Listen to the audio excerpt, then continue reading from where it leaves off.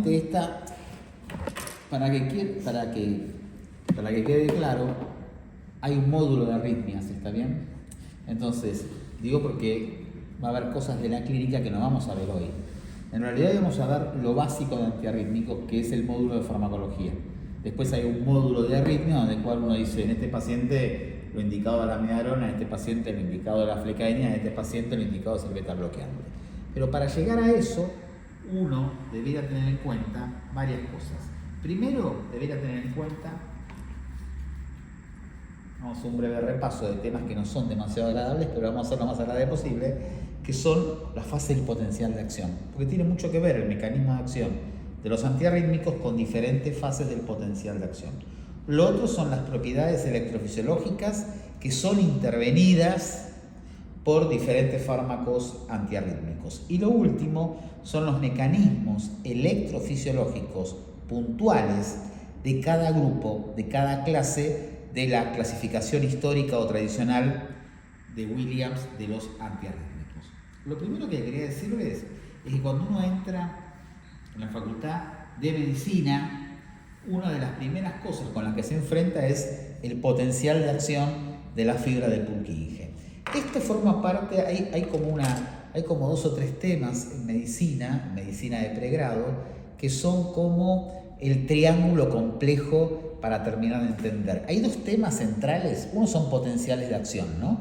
Uno ve Purkinje, le cuentan potenciales de acción, lo ve muchas veces, cree que lo entiende, termina la carrera y no lo entendió del todo. Y lo otro es ácido base. Vieron que son 2 temas que uno le pone quizá mucho cariño, mucha aplicación, pero uno dice, claramente entendí que es una acidosis metabólica, en realidad es una alcalosis respiratoria. Entonces, esto pasa lo mismo. Uno, desde primer año, desde segundo con fisiología, está con el tema de la fase 0, de la refractariedad, de la despolarización, y uno debiera entenderlo con un sentido básicamente práctico para poder entender por qué la droga hace esto, por qué es un antiarrítmico y por qué las drogas que generan arritmias son arritmogénicas. Básicamente porque intervienen con estos potenciales de acción. ¿Qué tenemos que saber de acá? Básicamente que hay una fase 0, una fase 1, una fase 2, una fase 3, una fase 4. Todas las fases de la fibra de Purkinje es una fibra sódica. Entonces, el primer gran concepto que tenemos que tener es, existen fibras sódicas en el sistema de conducción con un potencial de acción puntual y existen fibras cálcicas en el sistema de conducción tipo campamentos, en nodo sinusal, en el nodo AB, con otras características. El potencial de acción de una fibra del nodo sinusal es bien diferente a este clásico que uno tiene grabado en la mente, que es Purkinje. Purkinje tiene determinadas características en sus fases y nodo sinusal y nodo AB tiene determinadas características en sus fases. Y hay grandes diferencias, vamos a ver las 2 o 3 que son importantes para entender las drogas, entre unas y otras. Entonces, si hay alteración de una fibra sódica o hay alteración de una fibra cálcica, uno debiera pensar en mecanismos de acción de fármacos diferentes. Por lo tanto, uno debiera pensar en fármacos distintos. ¿Qué tenemos que saber de la fase 0? La fase 0, ustedes saben que es la despolarización, ¿no? Sí. Y cada una de las fases del potencial de acción es principalmente dominado por movimientos iónicos. Las fases tienen movimientos iónicos, cosas que pasan del extra al intra, cosas que pasan del intra al extra. Pero hay un movimiento iónico predominante. Cada fase tiene muchos movimientos de iones transmembrana, pero hay un movimiento iónico predominante característico que define la fase.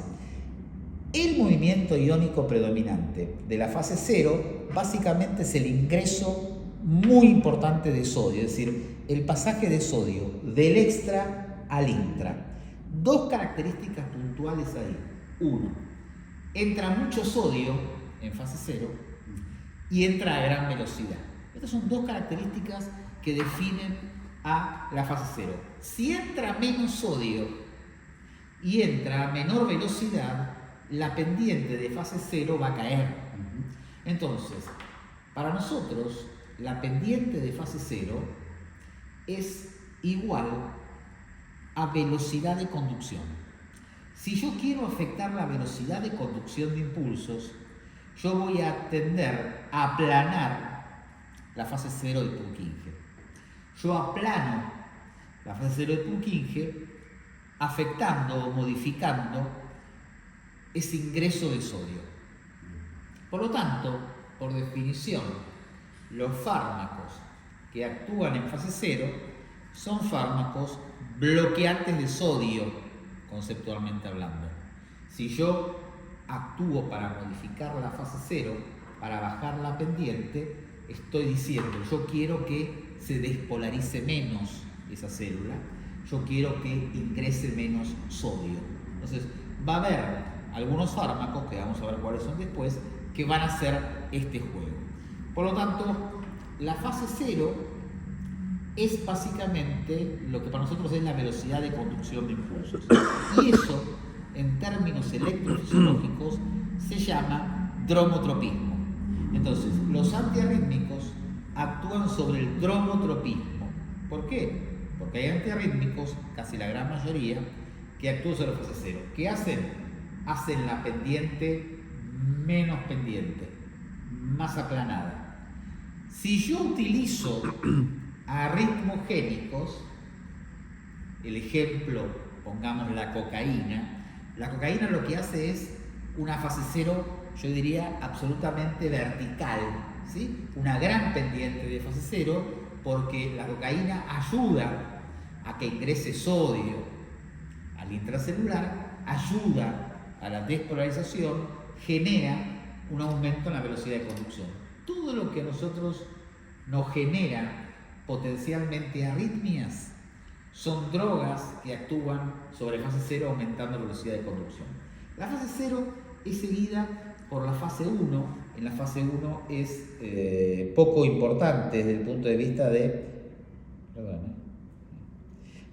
vista de mecanismo de acción de los fármacos. La gran mayoría de los fármacos antiarrítmicos no actúan demasiado sobre fase 0. Después viene la fase 2. La fase 2, el movimiento iónico predominante de la fase 2 es el ingreso de calcio. A ver, algo de potasio sale, algo de sodio entra, pero el movimiento iónico predominante en fase 2 es el ingreso de calcio, del extra al intra. Si yo quiero modificar la meseta o fase 2, yo voy a utilizar bloqueantes de los canales de calcio.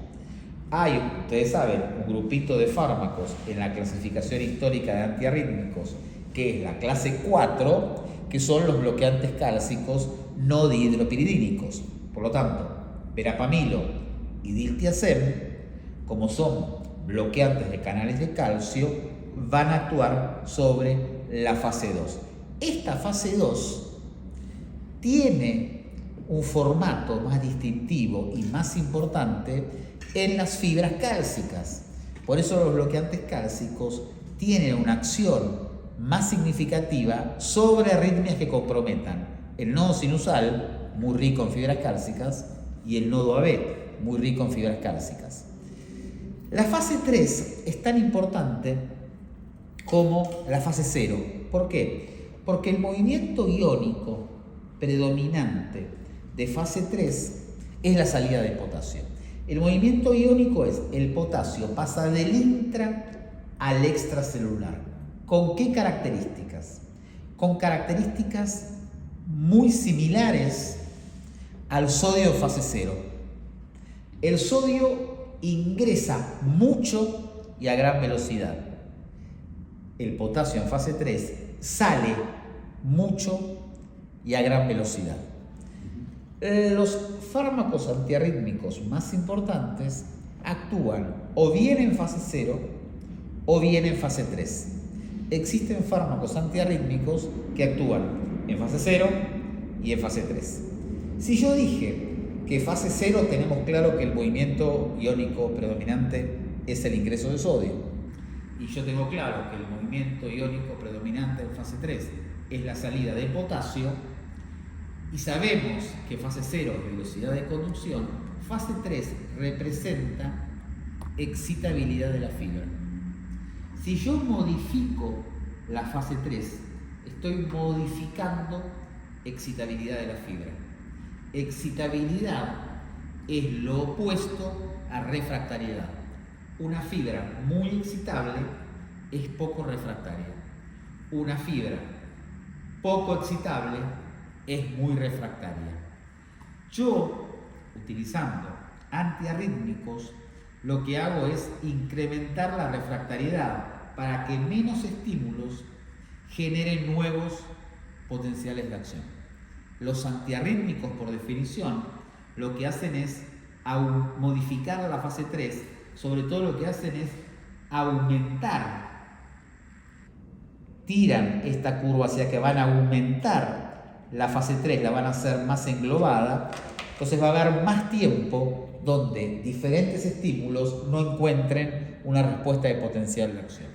Antiguamente, el periodo refractario se hablaba de absoluto, se hablaba de relativo, y se hablaba de relativo cuando existían estímulos supranormales que generaban potenciales de acción. Hoy todo eso se resume de una manera más fácil siendo el periodo refractario efectivo.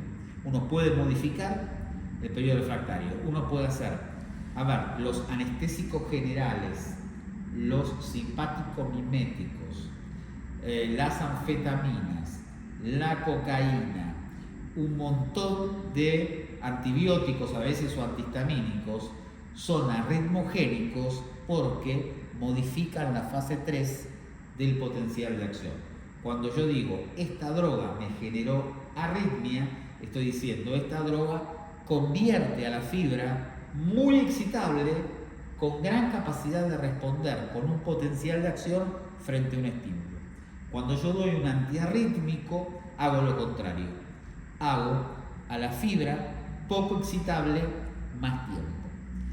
Esta excitabilidad, esta refractariedad, se define en términos electrofisiológicos como vagotropismo. Entonces hay fármacos antiarrítmicos que actúan más sobre el dromotropismo, ¿qué quiere decir? Actúan más sobre velocidad de conducción de impulsos. Hay fármacos antiarrítmicos que actúan más sobre el vagotropismo, sobre excitabilidad, sobre generación de nuevos estímulos. Y después nos queda la fase 4. La fase 4 que en la fibra de Purkinje tiene esta imagen, pero que en las fibras cálcicas, nodo sinusal y nodo AB, tiene mayor pendiente. Básicamente la fase 4 nos habla de la autodespolarización. Por lo tanto, las fibras sódicas tienen menor capacidad de autodespolarizarse, aunque la tienen. En el bloqueo B uno sabe que fibras sódicas se van a autodespolarizar, que las fibras cálcicas, que son los conglomerados o los núcleos marcapasos de ese miocardio. Por lo tanto, en la fibra cálcica, la fase 4 tiene mayor pendiente. Hay drogas que lo que hacen es bajar esa pendiente. Por lo tanto, si bajan la pendiente, lo hacen sobre fibras que tienen pendiente. Por lo tanto, los antiarrítmicos que actúan sobre fase 4 del potencial de acción, que lo vamos a definir como cronotropismo, es decir, la capacidad de autodespolarizarse, van a ser más efectivas en nodo sinusal y en nodo AB. Por ejemplo, los beta bloqueantes, casi su efecto antiarrítmico principal es sobre la fase 4. Por eso el beta bloqueante, para bajar la capacidad de autodespolarizarse, es mucho más potente en sinusal y en nodo AB que una fibra sódica distal, como es Purkinje distal, me refiero, en el sistema de conducción. Yo hablé de 4 propiedades cardíacas. Hablé del dromotropismo, que tiene que ver con velocidad de conducción. Hablé del vagotropismo, que tiene que ver con excitabilidad. Y hablé del cronotropismo, que tiene que ver con la capacidad de autodespolarizarse, que básicamente son el conglomerado de células o de fibras marcapasos. Pero queda una propiedad cardíaca, que es el inotropismo. ¿Por qué digo esto? Porque la gran mayoría de los libros de farmacología básica afirman que los antiarrítmicos actúan sobre 3 de 4 propiedades cardíacas. Y en realidad está mal, porque sobre el inotropismo los antiarrítmicos también actúan. Lo que pasa es que lo hacen en forma deleteria, es decir, yo no indico un antiarrítmico para mejorar la contractilidad. Yo puedo indicar un antiarrítmico para modificar la velocidad de conducción, yo puedo pensar en un antiarrítmico para afectar la refractariedad, el periodo refractario, la excitabilidad de una fibra, y yo puedo pensar en un antiarrítmico para bajar la frecuencia sinusal o para controlar la frecuencia de un FA actuando sobre el nodo AB. Pero secundariamente, no me importa, indefectiblemente van a modificar la contractilidad. Todos los antiarrítmicos son inotrópicos negativos. No todos tienen la misma intensidad cuando yo hablo de afectar la capacidad contráctil. Pero desde el beta bloqueante hasta la flecaimida, podemos decir, tiene una acción inotrópica negativa. Por lo tanto, de hecho, algunos fármacos como este que nombré, la flecaimida, está contraindicado en pacientes con deterioro severo de la contractilidad.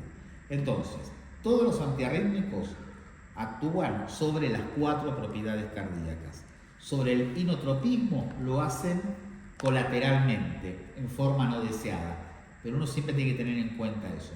Hasta la amiodarona, que uno lo considera un antiarrítmico cardioprotector en pacientes con disfunción sistólica, porque si uno tiene que utilizar un antiarrítmico en un paciente con insuficiencia cardíaca, piensa en amiodarona. Hasta la amiodarona tiene una acción importante inotrópica negativa. Yo, sí. Pablo, tengo una duda que me quedó de leer y revisar las clases que vimos con la UAD, que es la siguiente. Los bloqueantes cálcicos, ¿no? Verapamil o diltiazem en la fase 2. Cuando decimos bloquea los canales de calcio, estamos hablando de los canales de calcio, digamos, que ayudan en esta fase 4 al automatismo, o están bloqueando la entrada de calcio en la fase 2 de las fibras rápidas.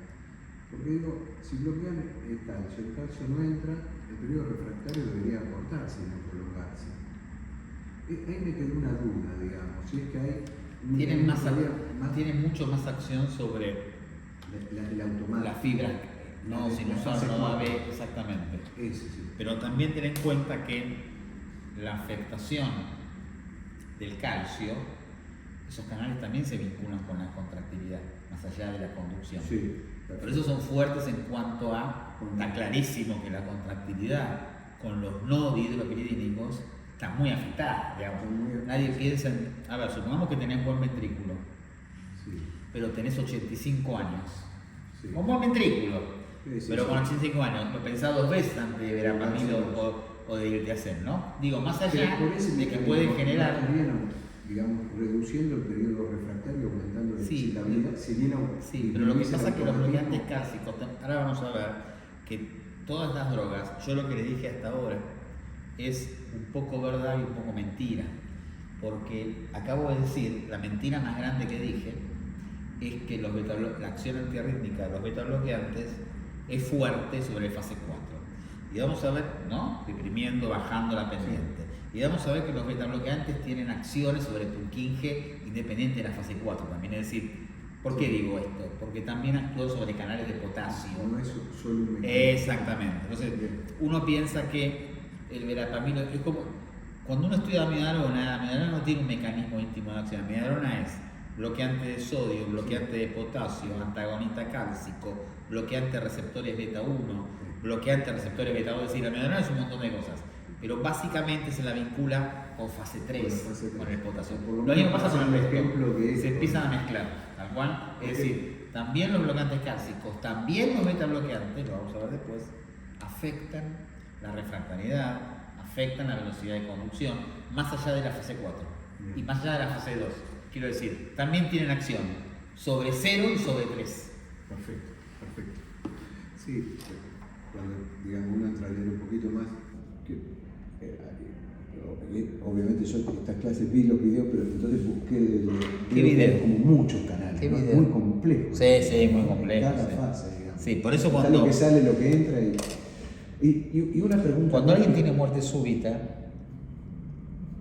así medio inexplicable, digamos, entras en el mundo y tenés miles de canales que se pueden enfermar, que podés vivir con esos enfermos hasta que un día una patita hizo esto y te moriste, digamos, ¿no? Que tiene que ver con esto, pues si más allá de, no es tan sencillo, se murió por hipocalemia, hay millones de personas que viven con hipocalemia por X motivo y millones de personas que se mueren con un ionograma normal. Entonces, es mucho más complejo que esto. Sí. Esto es una por eso los antiarrítmicos, por eso la farmacología tradicional no ha modificado en mucho tiempo, en décadas, no ha modificado clasificaciones que en cierto punto ya no sirven. Una de las que no sirven es la de antiarrítmicos, porque hasta ahora, y ahora vamos a nombrar las drogas y con eso más o menos terminamos lo de hoy, pero vamos a nombrar las drogas, no voy a nombrar ni digoxina, que no está en la clasificación y nadie duda que es un antiarrítmico. Está bien, vos podés decir, es un inotrópico, está bien, es un inotrópico, pero tiene como una potencialidad antiarrítmica fuerte. En la clasificación tampoco está la adenosina. Entonces, no digo que el verapamilo no sea un antiarrítmico, pero hoy en día es el menos antiarrítmico de todo lo que vamos a nombrar. Y aparece todavía, yo no sé en otros lugares, más fuera de la Argentina y demás, pero la quinidina, que sí aparece en la clasificación, está, que es la clase 1A, bien tradicional, es una droga que casi no se usa ya en el mundo. Entonces, lo mismo pasó cuando veamos, es interesante, cuando veamos anticoagulante, que es la próxima clase. Las clasificaciones son rarísimas. La hepaína sódica está al lado de la hepaína bajo peso y no tiene nada que ver una con la otra, digamos. Son clasificaciones equivocadas, donde intentan cerrar en un cuarto todo y quedan, de repente vos ves zapatos, está en la camisa, o si no tiene mucho que ver. Por eso digo, la dioxina puede estar mal utilizada como antiarrítmico, sí, digo, mal indicada, pero que es antiarrítmico, que tiene acciones sobre el nodo AB, no hay ninguna duda, ¿no? Y también sobre el sinusal, pero quiero decir, no aparece acá. La adenosina, que es droga de elección en taquicardia paroxística supraventricular, no aparece en la clasificación de Williams. Y aparece quinidina, que ya no existe más casi. Entonces digo, tiene sus cosas, por eso al final hago una mezcla de todo diciendo lo que les dije hasta acá, borra todo, porque la primera parte está bastante mal. Lo que quería, claro, tirás el teléfono a la mierda. Lo que quería comentar. Una preguntita más, sí. perdón, que No, con sí. esto que dijiste, para mí me aclara mucho que cuando... Qué suerte, porque yo tengo una confusión. No, Ay, pero yo también, es que cuando uno profundiza, yo termino confundido tratando de llevarlo a lo siguiente. Eso es. El nuevo Sí, Goodman y Gilman, digamos, de esta época, ¿cuál es para leer estas cosas donde se pueden reubicar un poquito mejor? Es que no hay mucho. Yo ¿No? escribí Pues te escucho y... Sí. No, yo escribí con otras personas acá un tratado, porque somos así grandilocuentes nosotros. Porque fármaco nadie quiere escribir. Básicamente hicieron un apunte, algo. No, un libro, se vende un libro. Presentamos a Feria del Libro. ¿Qué hay? Firmé autógrafo, ninguno vino. Yo lo compro enseguida, ¿cuál es? No, yo se lo regalo, yo se lo regalo. Fui a la Feria del Libro, firmé, Fármacos, pero sí. me tocó, Así al que lado me una tocó, dedicatoria, doctor, voy a para la no. próxima. al lado me tocó Planeta al lado. Claro. García Márquez me mató. ¿Entendés? Pero bueno, claro, No, sí. pero lo puedo buscar. Entre ¿no? García Obvio. Berletti y García Márquez, la gente elige García Márquez. Bueno, aunque es GM también. Pero lo que digo es que, ¿por qué digo esto? Porque por eso el Goodman, vos decís, che, yo tengo un Goodman de 30 años y no estás mal. Digo, para la farmacología de hoy, vos agarrás un libro de medicina interna de 30 años, estás perdido. ¿no? Sí. Ni hablar de No algún sé, libro de... Con la semiología y demás, no sé. No, semiología no, pero Cambia digamos, mucho está bien, pero digamos, a lo mejor lo me que son expresé los mal. Pero un intermediarios, libro de digamos. cardio, un libro de neuro desactualizado, se nota mucho. Sí. Ni hablar de onco. Cardio parece que no. No, a ver, yo con lo que noto más diferencia, yo en la vida de todos los días es reumato.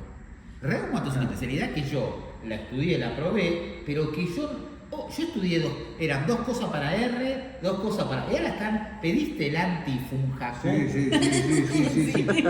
Es otro mundo. Esto Pero bueno, empieza a aparecer con los intermediarios que hay por la placa oncología, metabolismo. reumatología, son mundos de inteligencia artificial para mí ya, donde, hoy lo comentaba, no tiene nada que ver, ¿no? Pero lo comentaba, yo di clase en 5º año de medicina, de fármaco, y yo estoy terminando el módulo de antibióticos, ¿no? Con ellos. Y es interesante porque el otro día hice una prueba, di el examen dentro de poco. Y el otro día hice una prueba, digo, ustedes no importa lo que estudien, porque yo el otro día hice así. Agarré el teléfono, agarré inteligencia artificial y muy detalladamente, porque quería ver lo que hacía, hice muy bien un pedido, me tomé mi tiempo, lo escribí. Necesito, por favor, le puse. Hay que hablar con cariño, si no, no te lo hacen. Por favor, puse 40 preguntas, puse así, múltiple choice, con 4 opciones. Una tiene que ser correcta y la correcta tiene que estar explicada por qué es correcta, le puse. Y puse enter. ¡Pum! Pum no, pero fueron 30 segundos. 30 segundos. Bien. Parece toda una... 40 preguntas de antibióticos. Por eso te digo, se acabó ya, digamos, yo decía a los pibes, eso que de prepararse para dar múltiple choice en los... Ya, te digo la verdad, te practicás vos sola. Medio garca la inteligencia artificial que yo tengo, porque preguntaba cuál es el área bajo la curva del cloranfenicol, mierda, ¿entendés? Claro, pero digamos, ¿sabés qué pasa? Que yo tampoco aclaré para qué año era, hay que aclarar todo. Lo que digo es que hoy en día hay un montón de cosas que vos decís, ¿me podés decir cuáles son los anticuerpos para...? Te tira todo en la máquina. Entonces, si vos buscas esto, si vos pones mecanismo de acción esto te lo tiran más rápido. Tardó porque le pedí 40 preguntas. Y me hizo 40 preguntas, 4 opciones, y la correcta me ponía 3 líneas porque era correcta. Sí. Perfecto, ¿eh? Yo hago eso y tomo el examen si quiero. Lo que pasa es que hay temas que yo le doy menos importancia en la cátedra, digamos, entonces tenés que tamizar. Pero, digo, se acabó la magia ya un poco. Cualquier libro, y lo que tiene el libro de fármaco, que el último que sacamos es tratado, que son todos los temas fármacos. Yo se los traigo regalo, no me comprar. El jueves lo traigo. Sí. No, tengo un montón que no se vendieron, no te preocupes. Tengo en mi casa dentro otro de los libros, ¿entendés? Entonces, ¿pero qué pasa con esto? Yo termino, se lo doy al editor, el editor lo corrige.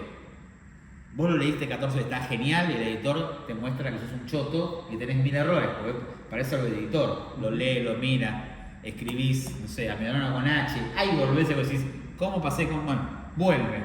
Lo corrige, bueno, diagrama. Cuando sale, es viejo ya, no digo muy, pero cuando está ahí, toda la decoración y la pintura que vos le pones lleva meses. Entonces, cuando salís ya tenés 2 anticoagulantes nuevos que te cagaron, ¿entendés? 3 antibióticos, cefalosporina de cuarta te cagaron. O sea, digamos, todo el tiempo estás viejo con eso. Pero en cuanto al mecanismo y los primeros capítulos, que siempre son dinámica y cinética, no cambia nada. La curva dosis respuesta, la cinética tipo 1 y tipo 1 y tipo 0, eso no cambia nunca, te ayuda, pero después los libros eran viejísimos, ¿no? Sí. Hoy escribir sobre digoxina está fuera de moda, es una droga que se usa todo el tiempo, ¿no? Sí. Entonces, a veces escribir sobre algunas cosas, y ni hablar si haces un libro de manejo de síndromes coronarios, ¿viste? Le pones el ticagrelor. Claro, yo ya tiene varias ediciones. Al principio me acuerdo cuando saqué la otra, el ticagrelor no había salido y salió al toque. Dijo, me cagó. No. Bueno, pero bueno, ahora un poco los anticoagulantes nuevos se frenaron ahí un poco, digamos. Se frenaron. Los antibióticos te matan. Antibióticos sale todo el tiempo. Y psicofármacos, revisar antidepresivos, siempre tenés un antipsicótico nuevo. Entonces, todo eso te lleva. Pero en el fondo, los libros de fármaco, lo íntimo no cambió, y lo íntimo, la discusión que vos tenés con antiarrítmicos, yo te la puedo dar, yo te la doy para que leas un capítulo de antidepresivos. Hay miles de teorías por las cuales no sabés por qué no funcionan antidepresivos. ¿Viste? Vos decís, inhibe la captación de serotonina, entonces vos tenés más serotonina. No, eso es una cosa, pues hay 15 cosas más que hay dudas. No es, che, está mejor porque tiene más serotonina en la biofase, no es tan así. Entonces, lees eso y decís, Ya no entiendo para qué la sertralina se usa. Ya no lo entiendo. ¿Ah? Esto es lo mismo. Bien. No sé si te confundí más, pero la idea es esa. No. La idea es hacerte mierda la cabeza. Bueno, el tema, Entonces, mira. mi duda era, ¿viste? ¿Cómo puede ser? Acá, ¿no? Ubicación. Fibra cálcica. ¿Qué me parece interesante de esto? En cuanto a diferencias entre fibra cálcica, claramente la cálcica es sinusal y nodo AB, la sódica, la típica es Purkinje, y todo lo que no es, pero acá yo no puse. Sódica también son los haces, las fibras auriculares internodales, son todas sódicas, todas las fibras que no son el conglomerado sinusal y AB. ¿Qué es interesante de esto? Miren, el ascenso de la fase 0 es lenta en la cálcica. Lo venimos de ver todo esto, Pablo. O sea que más o menos yo creo que. Aguad me sacó las premisas. Con Aguad, la curva, digamos. Aguad me sacó las premisas. premisas. Yo no sabía que estuve de alumno al hijo de Aguad. ¿No? Menos mal que no lo maltraté. Sí, porque Aguad es un nombre bastante con apellido, no es tan raro. Me dijo, vos lo tuviste a mi hijo. Menos mal. Bueno, entonces pasemos esto. Esto es lo que dije antes, miren. ¿Cómo actúan sobre propiedades? Es lo que dije antes. El balnotropismo, la capacidad celular de ser estimulada y generar una respuesta determinada. Depende de un cociente. Es decir, esto es interesante. El cociente es periodo refractario efectivo sobre duración del potencial de acción. Desde el secundario, yo voy a agarrar mi cosa que está mucho más nuevo que esto. Yo traigo mi fibra siempre. Sí, porque esta está anémica. Esta está para tirar la mierda, esta me gusta más. Sí, échale lupa, Eso. Ahí está bien. Ahí está bien. Entonces, básicamente uno dice, los antiarrítmicos aumentan el cociente y todos los fármacos arritmogénicos reducen este cociente. Cuando uno dice fármacos arritmogénicos, también dicen situaciones clínicas, es decir, la anemia significativa, baja el cociente, es más normal tener taquiarritmias, anémicos, el hipertiroidismo, baja este cociente. ¿Sí? ¿Qué significa subir o bajar el cociente? Es jugar con el numerador o el denominador. ¿Qué nos enseñaron en el colegio secundario? Que si uno aumenta el numerador, aumenta el producto. Si uno aumenta el denominador, baja el producto. La gran mayoría de los antiarrítmicos lo que hacen es trabajar sobre esto, en cuanto al vagotropismo. Pero también algunos reducen la duración del potencial de acción, porque si yo bajo el denominador, aumento el cociente. Los que actúan sobre el vagotropismo, que vamos a ver cuáles son. Lo otro es el dromotropismo, lo que dijimos, la fase 0. A la plano más actúo bastante sobre, no la plano, no actúo sobre el dromotropismo.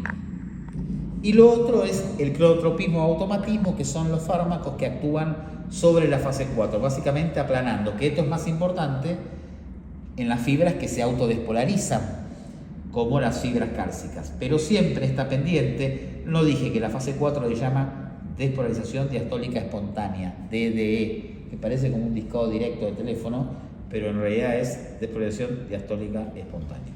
Entonces, la clasificación histórica es esta. Todos ustedes la recontra conocen, la pregunto siempre en el examen de pregrado. 1A, 1B, 1C, 2, 3, 4. Esta es la clásica. ¿Sí? Saben que 4 son los antagonistas cálcicos no THP, terapamilo del Tiacen. Las 2 son betabloqueantes. 3 es el sotalol más amiodalona. ¿Por qué el sotalol no es 2? Porque el sotalol tiene características de mecanismo íntimo de acción muy parecidas a la amiodalona. O sea, el sotalol es un beta bloqueante con acciones amidarónicas. El 1A, 1B, 1C, uno que usa en la práctica de todos los días. básicamente este, ¿sí? Propafenona, flecainida. 1C. 1B se usa muy poco. 1B, la droga más importante del 1B, aunque les parezca mentira, es la difenidantoína, que es un anticomicial. Pero bueno, que se usó en un momento como antiarrítmico, y la única indicación aprobada por la FDA para la fenitoína como antiarrítmico, ¿saben cuál es? La intoxicación por digoxina. Si uno tiene arritmias por cubeta digital y que demás, uno puede utilizar difenidantoína. No hay otra indicación. Con toda la toxicidad, a ver, esto bien controlado en un paciente con una crisis comicial, bien ajustado por peso y demás, es tóxico. Imagínense como antiarrítmico. Yo lo usé una sola vez. Yo estaba en tercer año de residencia. Entró una viejita de 1500 años que estaba intoxicada con digoxina. ¿Por qué? Primero porque tenía 1500 años. Segundo porque tomaba todos los días un comprimido con 1500 años. Tercero porque orinaba poco, estaba deshidratada. Me imagino que el clínico de creatinina daba negativo. Y tenía extrasistolia ventricular, tenía pausas, tenía cubeta digital, tenía todo lo que quería hacer el electrocardiograma. Entonces teníamos dos opciones con mi compañero, estábamos solos a la noche. Teníamos opciones. O la esperábamos, la señora estaba ahí, pero la podías esperar. ¿Esperar qué significa? Hidratarla, la vida media de dioxina 36, esperamos que pase un poco la acción de dioxina. Y la otra, después le ponemos difenidantoína. Pero nunca la habíamos usado. Entonces tuvimos que agarrar el prospecto y leer cómo se preparaba y todo, no tenía idea. Hicimos todo como se debía, se lo dijimos a la enfermera, le pasamos difenidantoína y se murió al toque. Pero al toque, ¿eh? O sea, ahí aprendí lo que es causa y efecto. Ahí le vamos a empezar a ver qué pasa, se murió. Ahí le tuvo un respeto grande a la fenitoína. Es decir, algo de los canales hicimos mierda con la fenitoína. Pero digo, por eso es una droga, sabía que tenía 1000 años la viejita, pero pudo vivir más. Bien. Lo otro es la Lido, ¿no? Que es un OB. La Lido ha perdido, me parece, yo en fármaco de tercer año en la facultad, en el pregrado le doy mucha bola a la lidocaína. La lidocaína en la práctica ha quedado muy digamos, en la práctica la lidocaína es básicamente un anestésico local, ¿no? Sí. Más que un antiarrítmico. Pero bueno, clásicamente es un OB. Pero se utiliza. Sí, obvio. A ver, cuando yo hice... 92, 93 en la residencia. Pará, yo hice la residencia del... Te digo la residencia que hice yo, de los años. Yo estuve del 95 al 99. Se usaba, ¿sabes cómo se usaba la lidocaína?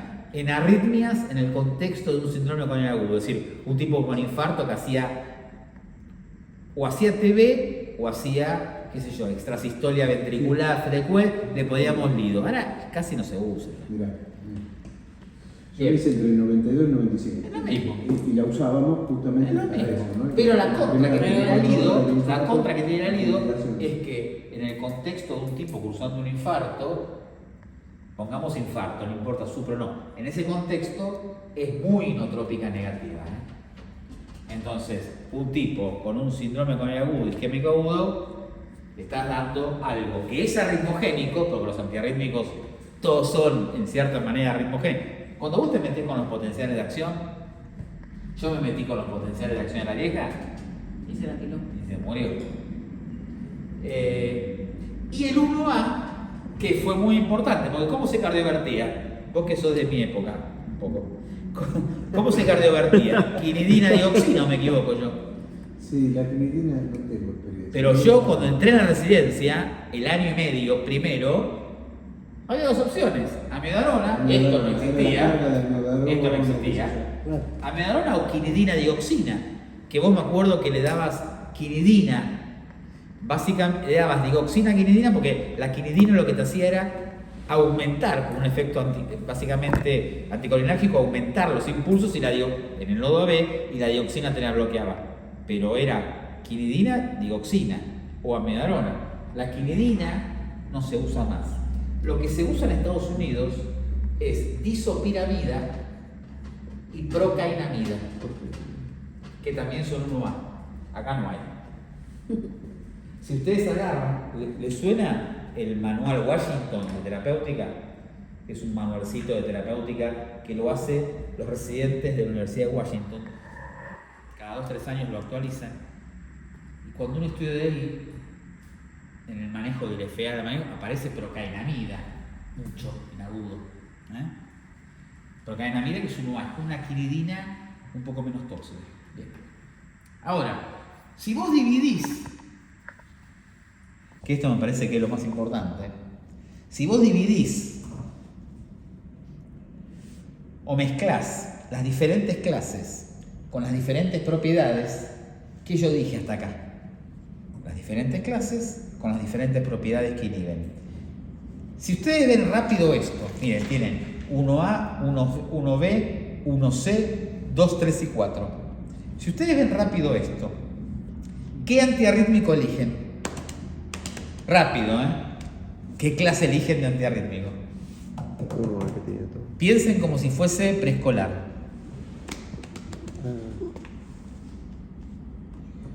A ver, sí.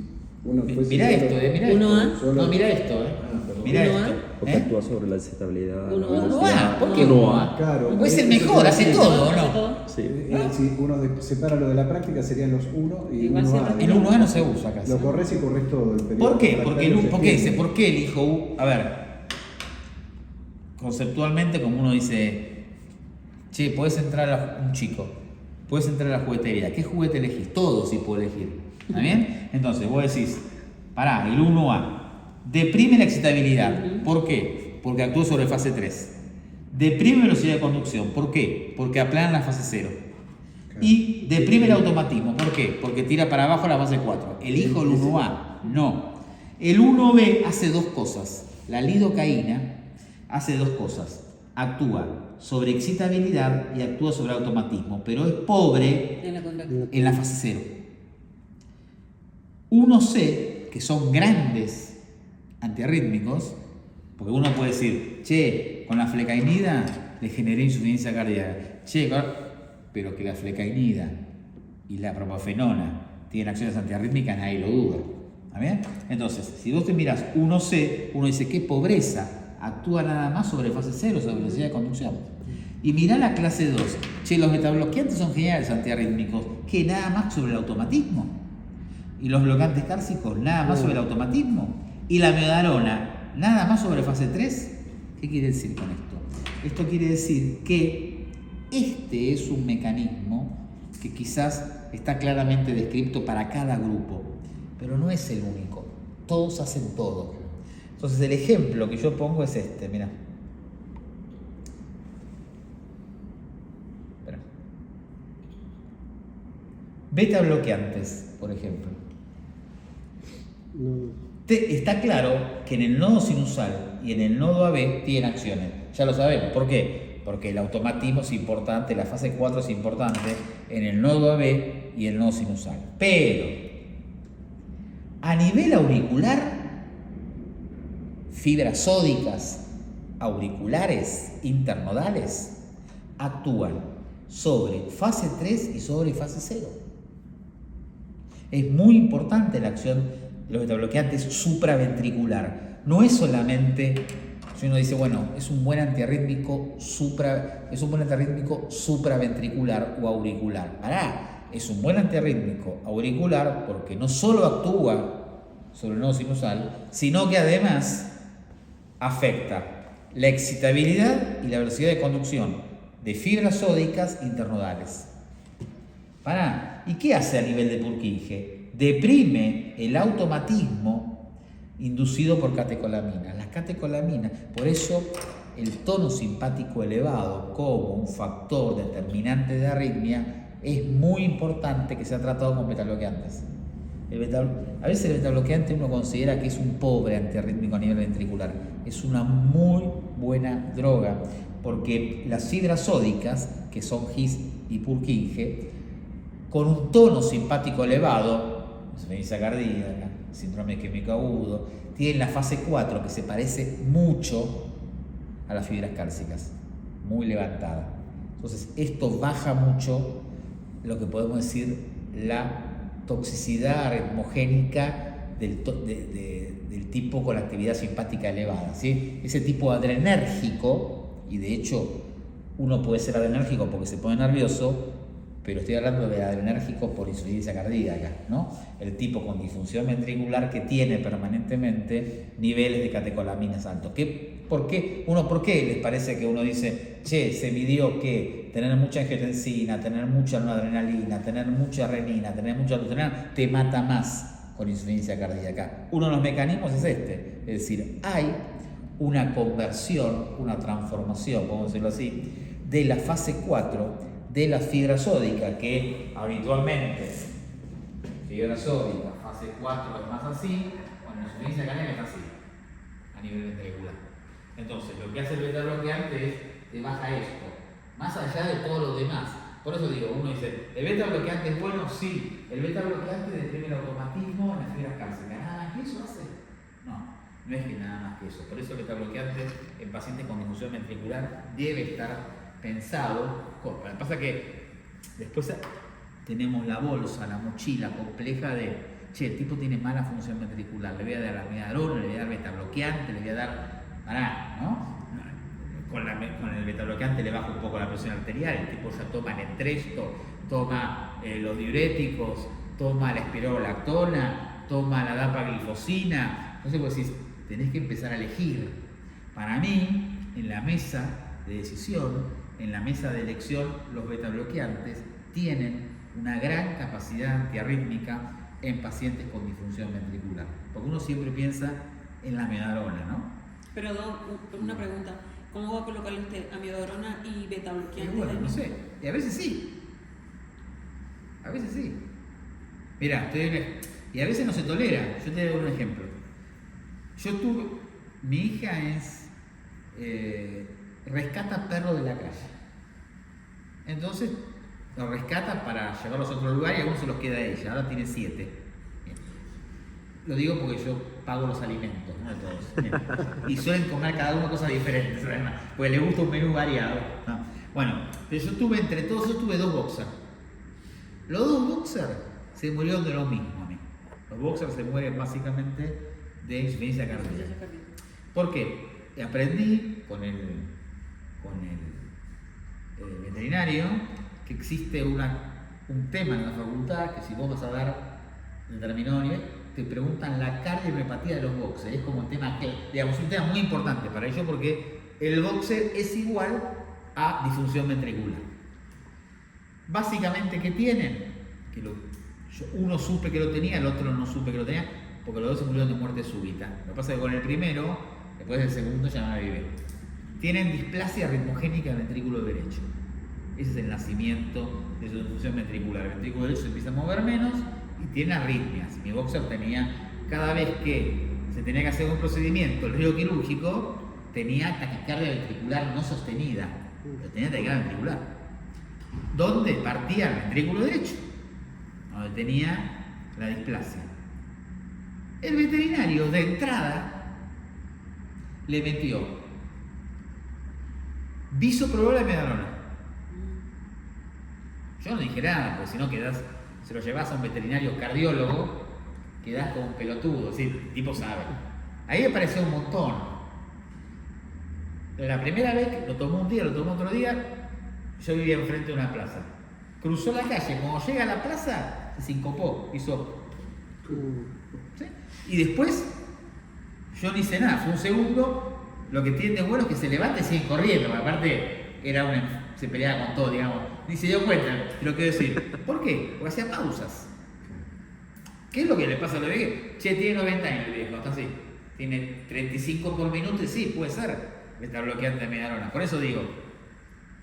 Yo después le dejé la amiodarona sola en ese caso. Porque me parecía que le afectaba más el bisoprolol que la amiodarona. No importa, se murió de muerte súbita igual. Pero lo que digo es, sí, después seleccionás. Si vos agarrás un manual de insuficiencia cardíaca, yo estaba revisando el tema de insuficiencia cardíaca para una clase. El tipo se tiene que ir con 2 pastilleros en la casa, hay que ver quién se lo banca. Porque ahora le agregamos la DAPA, que es, ¿vieron cuando uno agrega algo? La DAPA es, nadie le dice, la DAPA sí o sí. Pará, a todas la tenemos, es sí o sí. La espirolactona es sí o sí. El entresto es sí o sí. El beta bloqueante es sí o sí. Pará. todos se llevan 7 cosas, y a lo mejor el tipo de base tiene 160 toda la vida. Sí. Y le pones un poquito de diurético, se va a la mierda. Lo que yo digo es, pero esto es una cosa muy personal, es ojo con los metabloqueantes, porque uno siempre piensa, para, me quedo con la amiodarona, que es lo que pensé yo, me quedo con la amiodarona. Es más, ojo que el betabloqueante tiene muchas acciones más allá de su acción puntual sobre las fibras cálcicas. Es un muy buen antiarrítmico. En Estados Unidos usan más metoprolol que otros. Acá el que va primero, lejos, es el bisoprolol. Pero el nebivolol ganó mucho terreno, ganó bastante terreno. Algunos dicen que el nebivolol es más antiarrítmico. El nebivolol usan más electrofisiólogos, me parece, que el biso. Pero bueno, el bisoprolol es un gran antiarrítmico también. Lo que quiero decir es que el carvedilol es menos antiarrítmico, básicamente porque es muy alfa bloqueante. Si sos alfa bloqueante, tenés un tono simpático elevado que se dispara frente a la vasodilatación. Entonces, ya entendiendo que el carvedilol y la betalol son alfa beta bloqueantes, son bloqueantes duales, ya vos tenés un tono simpático diferente porque el hecho de que bloquee receptor alfa 1 postsináptico te libera, te incrementa la liberación de una adrenalina. Pero fuera de eso son todos parecidos, ¿sí? ¿Está bien? En Estados Unidos los trabajos grandes son metoprolol en cuanto a betabloqueantes antiarrítmicos. El metoprolol, si ustedes lo usaron alguna vez, yo en un tiempo trabajé en el sanatorio de Anchorena, que dependía del ICBA, esto lo conté ya me parece. Y el metoprolol se usaba a pasto, me acostumbro a usarlo y da, aparte como antihipertensivo también, ¿no? Sí, Los tipos que tienen, se usa bastante. ¿viste? Es una buena droga. Pero bueno, también depende en qué contexto te moves. Vas a un lugar, se te reduce a menos y terminas utilizando el Corbis, que es el bisoprolol, quizá el más vendido, que es el de Roemer, digamos, ¿no? Pero la droga original no es esa, la droga original es el Concord, que es el de Merck, el bisoprolol. Pero bueno, ¿Qué hay, digamos? El bisoprolol entró, yo entiendo, porque tiene un efecto beta 1 selectivo y vasodilatador también, ¿no? no es tanto vasodilatador, el Nevis era más. El nebivolol El Nevis es muy vasodilatador, por eso. El óxido nítrico. El nebivolol tiene una ventaja grande. Va que con nadie el lo dice. selectivo y el óxido nítrico. Tiene una ventaja grande que nadie lo dice. Lo que lo llevó a... Claro, tiene una ventaja grande que nadie lo dice el nebivolol. El nebivolol tiene dos cosas. Una es mucho más cardioselectivo que el viso. Porque la cardioselectividad, eso dice en el libro, que si vos lo comprás, te lo firmo. La cardioselectividad se pierde con la dosis. Entonces a veces uno se entusiasma, ¿viste? Che, qué bueno, pará, le pongo un poco más, ¿viste? Viso 5 cada 12. Ya 5 cada 12 no es tan beta 1. Hablamos de 10. A ver, la dosis máxima del viso es 10 miligramos por día. Pero ya esa dosis máxima, hay estudios de farmacodinamia que hablan de ocupación de receptores beta 2. Entonces vos me decís, che, le subo mucho el bisoprolol a un tipo que es EPOC leve. Es EPOC leve, pero ojo que el viso con 10 miligramos, porque hay gente que con 2,5 cada 12 no va a ningún lado también, ¿no? Entonces si le aumentás mucho se pierde selectividad. Lo que tiene el nebivolol es que es más selectivo, tenés que darle mucho margen para... Pero lo otro es muy importante, que genera mucha menos disfunción sexual que el betabloqueante tradicional. Eso en tipos jóvenes, con infarto, lo que fuese, es un montón. ¿Sí? Básicamente es como un Viagra el nebivolol en cuanto a liberación de óxido nítrico. Pero por lo menos, supongamos que no es Viagra, está claro, pero por lo menos el betabloqueante, y cuando vos el betabloqueante lo combinas con un vasodilatador, con cualquier antihipertensivo, porque el paciente tiene hipertensión, y la libido y todo lo que tiene que ver con erección juega un montón, Y eso no es dosis dependiente, es más tiempo dependiente. Es decir, che, mira, estoy tomando enalapril y betabloqueante y no pasa nada, dale tiempo. Dale tiempo que la cosa de la erección sostenida o la libido, sobre todo la libido, sobre todo la libido, porque todos los chistes en las clases tienen que ver con la erección. Los betabloqueantes o antihipertensivos trabajan mucho sobre la libido, que también en las mujeres que toman esta medicación se ve afectada. Obviamente que la mujer no tiene erección, salvo Florencia de la B, es la única. Sí. Fuera de eso, lo que digo es que la mujer también siente una diferencia en cuanto a la actividad sexual, que tiene que ver con... no tengo ganas, me es indiferente, ¿se entiende? Es muy importante eso, porque, a ver, si vos te pones a pensar, el tipo que toma betabloqueantes u otros antihipertensivos en el contexto de un infarto con insuficiencia cardíaca, que tiene problemas de erección y todo eso, con el Viagra se soluciona. El tema es que hay un montón de gente que me dice, sí, el Viagra me da efecto, pero las ganas no cambian. ¿Se entiende lo que digo? Es un tipo erecto sin ganas. ¿Se entiende? Está grave. Yo nunca Está grave. Esa parte apagada. Pero por eso te digo, es mucho más complejo. Hay un montón de elementos, porque si no con el Viagra, a ver, en el consultorio llega mucha gente que te dice no quiero tomar más. O no te dice nada y no lo toma, ¿eh? ¿Con el tadalafilo ves lo mismo? ¿Eh? ¿Con el tadalafilo actualmente ves lo mismo? ¿En qué sentido? El tema de la libido, digo. La libido no te lo modifica. Porque es como que se puso de moda, ¿viste? No, el tadalafilo no se Como que modifica el la neurólogo está libido. indicando o te manda, El neurólogo te tiene manda idea. para que lo evalúes para darle el tadalafilo. Y no sabe lo que es un receptor alfa. No, está bien, pero no te cambia eso, ¿eh? No te cambia. No, no. No. ¿Y sabes lo que da mucho? Disminución de la libido, los diuréticos. ¿Eh? El diurético. diurético. No dure. Lo que pasa que, ¿cuál es ¿Pero la todos? población? ¿Eh? ¿Todos? Sí, todos. ¿Cuál es la población fuerte del diurético? Y No, joven, raza No, blanca. el del diurético. Raza negra. ¿Y qué da? Claro. Entonces, yo tenía un paciente, eso lo conté ya, tenía un paciente que cada tanto venía al consultorio a pedirme, tenía como 80 y pico años Viagra. Está bien, pero en términos generales, la gran mayoría, con o sin diurético, no se da cuenta mucho del cambio. Y la gran mayoría, cuando se da cuenta, tampoco le da mucha importancia. Digo, es raro el viejo que diga, esto me provocó, es raro. El tipo joven te tira el betabloqueante por la cajita por la cabeza, a lo mejor. Pero el viejo, que toma mucho más diurético que los jóvenes en términos generales, tampoco se quejan demasiado. Entonces, si vos le preguntás, el tema que uno no pregunta, si vos le preguntás, la tasa de reducción de líbido y de disfunción sexual con diuréticos es alta, ¿eh? Es alta. ¿Con qué no es alta? Con los bloqueantes cálcicos, con el enalapril es alta también, ¿eh? Y el enalapril con otra cosa es mortal, ¿eh? Por eso digo, lo que pasa es que la gente no lo dice. Y si el médico no se lo pregunta, tampoco lo va. El viejo no sabe que si toma Diurex le cambió algo. Tampoco va a asociar una cosa con la otra. Hay como un, qué sé yo, una mala prensa con los betabloqueantes y el sexo que no lo tiene el Lotrial, ¿entendés? O que no lo tiene la Indapamida. Y son todos parecidos en ese sentido. Lo que pasa es que cambia mucho el perfil de población. Si vos se lo haces a gente joven, el diabético que toma enalapril, todo el diabético enalapril, todo tiene que tomar probablemente Viagra seguro, ¿eh? ¿Sí? Igual el tadalafilo no cambia en relación a otros dadores de óxido nítrico, digamos, en ese sentido, ¿eh? La gran mayoría de las drogas que afectan el sistema renina-angiotensina y el sistema simpático juegan en la erección y en un montón de cosas. Juegan. Y juegan tiempo dependiente. Vos lo mantenés en el tiempo, con el tiempo aparece. Y después está, pues uno le parece, después está el estrés, la edad, un montón de cosas que juegan sobre la vida sexual. Pero eso lo charlamos en privado. Como dice Boston Medical Group, que dice sala de espera individual. ¿Vieron que te tiran eso? Como diciendo, porque te encontrás con cualquiera y ¿a qué vas a Boston Medical Group?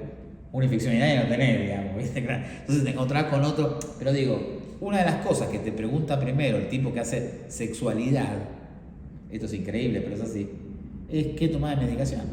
Claro. Para ellos es el hay antidepresivos también te afectan, ¿eh? Por eso te digo, hay un montón de cosas que vos decís, che, este tiene depresión, toma 3 psicofármacos, y ese, si no tiene disfunción, le pega en el palo. Entonces, justo en el palo, pero bueno, una de las cosas que debiera preguntar un tipo es, drogas, qué cosas están ensuciando la cancha, digamos, que después lo pueda cambiar o no es otra cosa. Pero lo primero que te ve un tipo, ¿qué toma? ¿Tomo atenuador? Bueno, pregúntale al cardiólogo si puede bajar la dosis, le dice el tipo. Porque la verdad que para ellos es un factor muy desencadenante de disfunción sexual. Y si vos arrancaste tomando medicación a los 40, 40 y pico, y 15 años después tenés que remar. Literal. Guiño, guiño. Bueno, seguimos el jueves que viene. No va a llegar por allá.